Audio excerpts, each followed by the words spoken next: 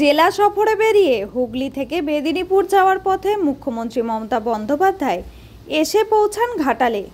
ঘাটাল পৌরসভার ২ নম্বর ওয়ার্ডের আরগড়া চাপালে তিনি এসে বন্যা পরিস্থিতি পরিদর্শন করেন এবং জলে দাঁড়িয়ে তিনি ঘাটাল মাস্টার প্ল্যানের অগ্রগতি কতটা হয়েছে সাংবাদিকদের কাছে তা তুলে ধরেন। বছরের পর বছর ধরে কেন্দ্রের বাংলার প্রতি বঞ্চনার কথা শোনা যায় মুখ্যমন্ত্রীর গলায়। প্রতি বছর অপরিকল্পিতভাবে বাংলায় সরকারকে না জানিয়ে বিপুল পরিমাণ জল জলধারাগুলি থেকে ছাড়ার কারণেই যে এলাকার মানুষকে বন্যায় ডুবতে হচ্ছে, এই ব্যাপারেও ক্ষোভ ধরা পড়ে তার গলাতে। মুখ্যমন্ত্রী বলেন, আগামী 2 বছরের মধ্যেই ঘাটাল মাস্টার প্ল্যানের বাস্তব রূপ দেখতে পাবে এলাকার মানুষজন। তাকে হয়তো এই জলে দাঁড়িয়ে আর সাংবাদিকদের মুখোমুখি হতে হবে না। একই সাথে তিনি সাধারণ মানুষকে জানান, এসআইআরের নামে যে কেন্দ্র ভয় দেখানোর চেষ্টা করছে, সেই ফাঁদে যেন না কেউ পা দেয়। ভোটার তালিকাতে সকলকেই নাম তুলতে হবে, কারোর কাছে নাম রয়েছে এমন ভেবে কেউ যেন বসে না থাকে।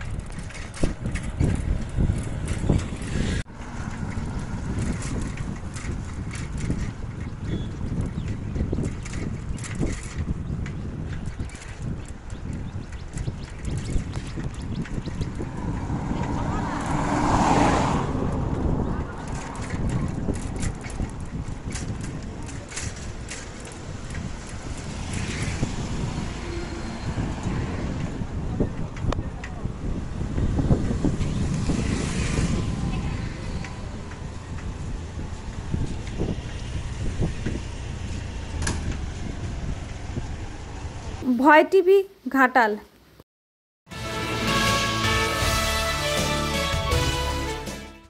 মাঝ সমুদ্রে অসুস্থ মৎস্যজীবীকে দ্রুত উদ্ধার ফ্রেজারগঞ্জ কোস্টাল থানার।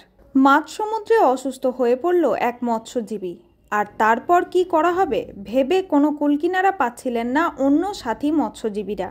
শেষে তাদের সাহায্যে হাত বাড়ালো ফ্রেজারগঞ্জ কোস্টাল থানা। দ্রুততম এফআইবি বোট দিয়ে মৎস্যজীবীকে উদ্ধার করে তীরে আনা হয়। গোটা ঘটনা পর্যবেক্ষণ করেন ফ্রেজারগঞ্জ কোস্টাল থানার ভারপ্রাপ্ত আধিকারিক ত্রিদীপ সাহা। সূত্রের খবর, হংসারাজ নামের একটি ট্রলার 12 জন মৎস্যজীবী নিয়ে গভীর সমুদ্রে পাড়ি দেয়, কিন্তু সেখানে যাওয়ার পর হঠাৎ অসুস্থ হয়ে পড়েন সমর মণ্ডল নামের এক মৎস্যজীবী, আর তারপর ধীরে ধীরে তিনি সম্পূর্ণভাবে জ্ঞান হারান। এইদিকে ওই মৎস্যজীবী নড়াচড়া না করায় আতঙ্কিত হয়ে পড়েন অন্য মৎস্যজীবীরা। এরপর দ্রুত তাঁরা ওয়্যারলেস সিস্টেমে উপকূলে খবর পাঠায়। এরপর মাঠে নামে ফ্রেজারগঞ্জ উপকূল থানা। পুলিশের এই ভূমিকায় খুশি সকলেই। দ্রুত ওই মৎস্যজীবীকে উদ্ধার করা হয়েছে বলে মৎস্যজীবীর প্রাণ বেঁচে গিয়েছে বলে জানা গিয়েছে। আপাতত ওই মৎস্যজীবী চিকিৎসাধীন রয়েছেন।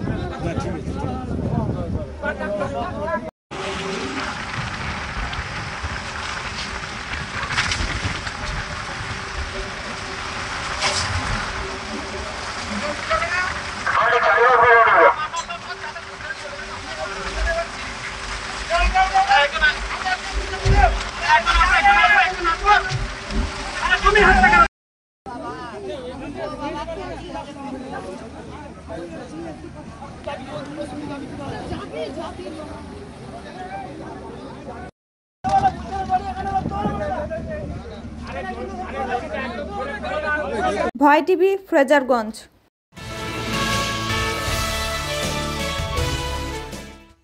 কি ভাবছেন এটা কোনো নদী আর নদীতে নৌকা বানিয়ে যাতায়াত করছেন ওনারা? ভুল ভাবছেন, এটা কোনো নদী না, এটা একটা রাস্তা। হ্যাঁ, এই রাস্তাতেই এত জল যে কার্যত নৌকা বানিয়ে যাতায়াত করছেন।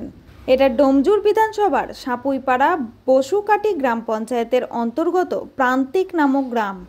এখন বলতে বাধা নেই, এখন জল ঘরের মধ্যে ঢুকে গেছে। তাই ওই ঘরে মানুষ আছে নাকি কোনো জীবজন্তু বাসস্থান রেখেছে বোঝা মুশকিল। ছাত্রছাত্রীদের স্কুলে যেতে কতটা অসুবিধা, আবার কারো শরীর খারাপ হয়ে যায়, অ্যাম্বুলেন্স ঢুকতে পারবে কি? জমা জল থেকে নানা ধরনের রোগ যেন ফ্রিতে পাচ্ছেন এখানকার বাসিন্দারা। জল বেরাবার কোনো পদ্ধতি নেই। সদস্যার সাথে যোগাযোগ করা হলে তিনি বলেন 2 দিন পর যাবেন। এই জল প্রায় 1 মাস হতে চলল। এই একটা জিনিস দেখা বাকি ছিল আমাদের পাড়ায়। এটা তো চিরকালই সমস্যা। তো এখানকার যিনি সদস্য আছেন কি আসেন না নাকি? আমরা তো একদিনও দেখিনি। সদস্য এখানকার সদস্য যিনি আছেন নাম জানেন? না, নাম জানি না, কিন্তু চিনি কিন্তু একদিনও দেখিনি। উনি আসেন না? না, পঞ্চায়েত তরফ থেকে আসা না, হয়েছে? আমি যখন বেরোই তখন কাউকে দেখতে পাইনি। আচ্ছা, রাত্রে পরিস্থিতি কেমন থাকে? এরমই থাকবে, আর কিরম পরিস্থিতি থাকবে। লাইট মাইট জ্বলে? হ্যাঁ, লাইট তো একটু জ্বলে, লাইটের আপনার নাম? কোনো প্রবলেম নেই। আমার নাম কবির। ভয় টিভি, বেলুর সাপুইপাড়া। কোচবিহারে শুভেন্দু অধিকারীর ওপর হামলা প্রতিবাদে বীরভূমের সিউড়িতে রাস্তা অবরোধ বিজেপির। কেন বন্ধুগণ, দায়িত্ব আছে গণতান্ত্রিক পদ্ধতিতে কেন দিল বাহাদুরির বন্ধ, কেন করে এটা উত্তর আপনাকে দিতে হবে। বালির সভাতে পুলিশের অবস্থানে তৃণমূলের জিহাদিরা অকথ্য ভাষায় গালিগালাজ করেছে এবং সকলকারী সরকারকে 26শে বিসর্জন দেওয়ার জন্য প্রস্তুত হন। তাছাড়া আমার পরবর্তী যে সমাজ, পরবর্তী যে প্রতি কি অত্যাচার, যে মাদের যে মন্দের প্রতি। ভয় টিভি, সিউড়ি।